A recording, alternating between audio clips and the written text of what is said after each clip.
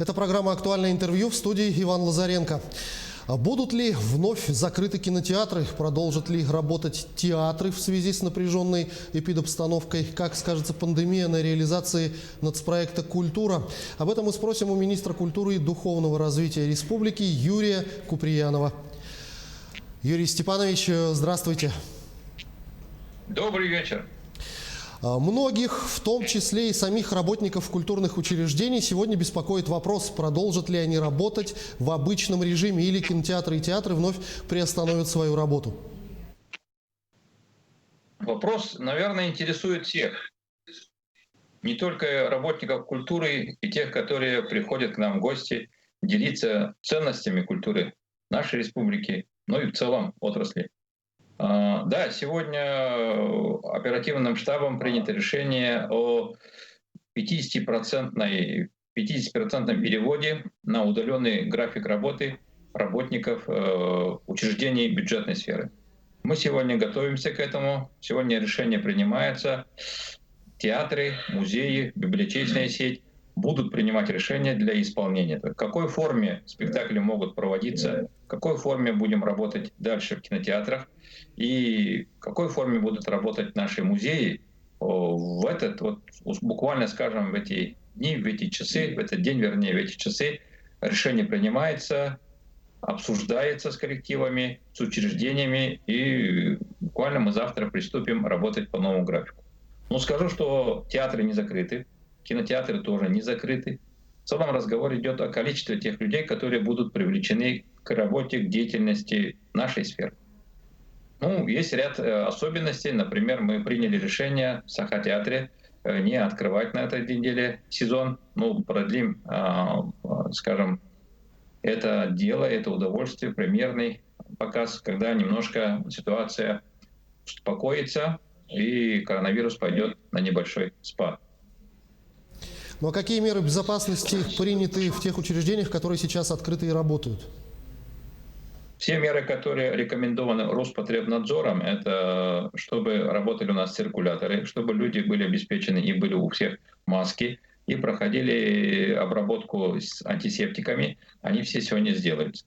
Для тех местах, в залах, где люди размещаются, там соблюдается и социальная дистанция, и делаются все меры для того, чтобы кто пришел к нам в гости, зрители, обеспечить безопасность, которая рекомендована Роспотребнадзором. Безусловно, сократилось число зрителей. Скажите, намного ли? Намного. Это не секрет. И сегодня в стране, в Российской Федерации, по нацпроекту «Культура» вице-премьером Чернышенко принято решение. Оно протокольно уже оформлено. Я думаю, что в эти дни буквально все субъекты Российской Федерации мы его получим. И по итогам 2020 года принято решение о соблюдении и учете посещаемости наших учреждений культуры в цифровом формате. Вживую, в связи с тем, что наши учреждения были закрыты, параметры будут переведены на 2021 год, на новую форму отчетности. Скажу, что мы уже готовимся. В конце ноября мы будем готовы предоставить новую форму учета посещаемости всех наших культурных мероприятий, учреждений нашей культуры. К нам присоединится частично образование, детские школы искусств. Круг параметров будет расширен участников этих событий. Согласно поручению и указа президента нашей страны, 2021 год у нас уже будет некоторая другая форма учета посещаемости, и показатели привлечения населения к услугам сферы культуры, оно будет увеличено в 3 раза до 2030 года по отношению к показателям 2019 года. В этом году просто череда юбилейных дат. Это и 95-летие Национальной библиотеки, 25-летие балетной школы, столетие архива, 130-й сезон начал Русский драматический театр. Как сказалась пандемия на всех этих, безусловно, крупных и значимых датах?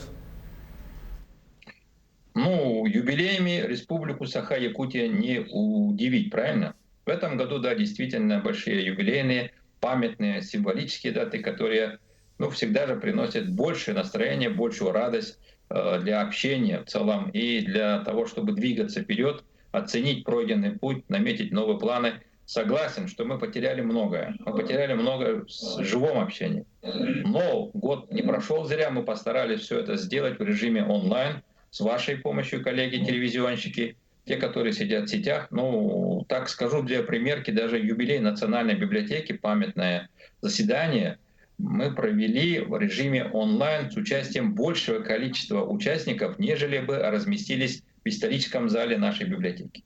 Но есть за и против, но при этом это все онлайн, живого общения не было, руки не пожимали, друг с другом близко не общались, мы потеряли живое общение, но приобрели новое, виртуальный мир общения, виртуальный мир проведения наших мероприятий. Поэтому все юбилейные мероприятия прошли в виртуальном режиме, но Русскому академическому драматическому театру повезло больше. В этот момент карантинные мероприятия были немножко на спаде, ситуация была лучше, и мы открыли наши театры. Пожелание главы нашей республики, оперативного штаба Айсен Сергеевич Николаев сам приходил в гости. И 130-й юбилейный сезон для Русского академического театра мы открыли участием главы нашей республики. Поэтому жизнь не останавливается. Юбилейные мероприятия все равно в нашей жизни есть, проходят, украшают эти события, но с неким, отсутствием живого общения. Но в целом по разным параметрам все события мы соблюдаем, проводим в режиме сегодняшней ситуации. Вот, кстати говоря, о Русском драмтеатре. В конце сентября было объявлено, что в Мирном театральная площадка переходит под крыло Русского драматического театра имени Пушкина. С чем связано такое решение?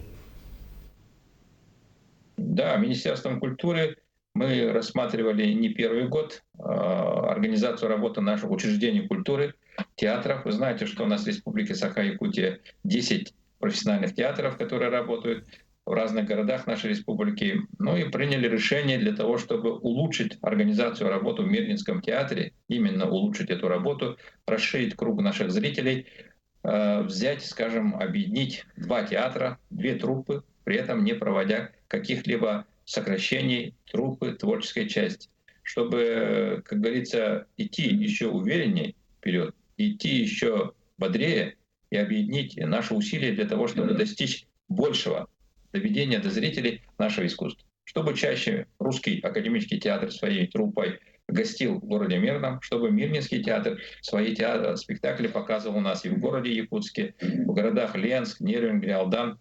Но задачи были такие, чтобы объединить 2 усилия, сделать 2 театра, вернее, 2 творческие труппы, при этом сохранить творческую часть и часть какой-то части административных части будет действительно сокращено, но в целом, чтобы усилить работу. Главный театр мы не закрываем. Это главное первое. Количество зрителей обязательно с целью ставим увеличить их.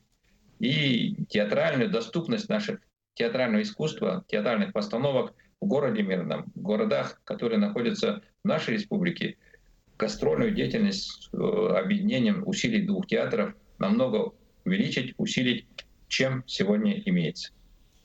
Ну вот в прошлом году Якутия была в числе лидеров по результатам реализации национального проекта «Культура». У нас была просто беспрецедентно огромная поставка музыкальных инструментов в детские школы искусств. Построены 2 новых ДК в районах. Что ожидается в этом году? И не помешает ли нынешняя ситуация на достижении ранее намеченных целей? 2020 год мы и планировали в национальном проекте «Культура». Он такой был, как если синусоида развивается, он такой плавающий. Прошлый год у нас было больше вложений в развитие и прочих вещей по проекту, именно нас проекта «Культура». Ну, с учетом климатических условий нашей республики мы строим сельские дома культуры не 1 год, а 2 года. В этом году финансируется строительство Дома культуры в селе Апанны Намского улуса. В следующем году, к концу года, мы его откроем. В этом году мы участвовали тоже в конкурсном отборе со своими проектами строительства сельских домов культуры. Хочу обрадовать жителей Вилюйского улуса о том, что проект сельского дома ДК культуры в селе Тацагар Вилюйского улуса прошел конкурсный отбор, и начало строительства намечено в 2021 году. Мы с помощью и Юрия Петровича Трутнева, главы нашей республики Айсена Сергеевича Николаева, отстояли свои позиции, чтобы Центр культурного развития, есть таких 8 проектов по нас проекту, который строится, оно вошло, что разрешение получили, можно строить и поселка городского типа, как Нижний Бестях, который отсутствует на сегодняшний день современный дом культуры, Центр культурного развития, и он поставлен тоже в проект, что такие дома, такие культурные центры можно строить поселка городского типа только в Дальневосточном федеральном округе, и он стоит на финансировании 22-23 годы. По нацпроекту 2020 год только убран посещаемость, живая посещаемость мероприятий дома наших учреждений, наших мероприятий. Остальные все показатели республика выполняет. По всем показателям мы 2020 год, естественно, и по освоению тех денег, которые сегодня были предоставлены федеральным центром, предусмотрены нашим бюджетом, освоим полностью, показатели все выполним. А вот то, что вы говорили о поставках музыкального оборудования, оно по проекту федерального центра идет один раз в 2 года. В 2021 году у нас тоже 6 учреждений детских школ искусств получат новое оборудование в размерах примерно по 5 миллионов, которые будут оснащены новые наши детские школы искусств. Это тоже очень ожидаемый подарок. Это ожидаемый, как скажем, вклад именно национального проекта «Культура» в Российской Федерации, который доходит до жителей, до тех, которых он востребован. Совсем недавно состоялся предпоказ фильма «Тыгын-Дархан». Когда его ждать в прокате и вообще, как вам эта картина? Стоит ли идти? Как министр культуры можно сказать, на кино не ходите. Да, якутское кино гремит. Мы завоевываем медали престижнейших фестивалей. Это же все отклики, которые не просто с неба падают. Это той целенаправленной работы, которая сегодня в республике ведется. Главой республики поддерживается это направление в полную мощь, поддерживается правительством республики. Ребята, которые у нас организовано в свое время было учреждение «Саха», фильм, ряд режиссеров, которые там сегодня работают, и растет мастерство. Наши фестивальные достижения за собой влекут, конечно, и кинопроизводство. Ряд фильмов тоже появится, но «Тыгын-Дархан» премьера состоится 4 ноября. Хочу его как можно больше народу посмотрело, оценило и высказало свои мнения. Фильм очень красивый, хорошие съемки. Это отличный, скажем, современные уровни съемок и современного уровня структурно построенный фильм, который навевает тебе настроение героическое, настроение боевое, настроение, рассчитанное на будущее именно. Каждый фильм, который посещаешь, тебе вдохновляет или вдыхает в каждого человека, который смотрел этот фильм, определенное настроение и эмоции. Я думаю, чтобы эти эмоции были направлены на будущее, эмоции, которые делали нас сильнее, крепче. Я думаю о том, что фильм «Тыгын-Дархан», он действительно на очень высоком, классном уровне созданное кинопроизведение, которое стоит посмотреть и насытиться, скажем, чувством патриотизма, чувством познания истории своего народа, своей земли, и, наверное, гордости за наших кинематографистов, которые на таком высоком, классном, качественном уровне подготовили и сделали шаг вперед в развитии большого такого хроникального исторического кинофильма «Тыгын-Дархан», о жизни, наверное, нашего народа. Юрий Степанович, я благодарю вас за беседу. Спасибо, что ответили на наши вопросы. Всего вам доброго.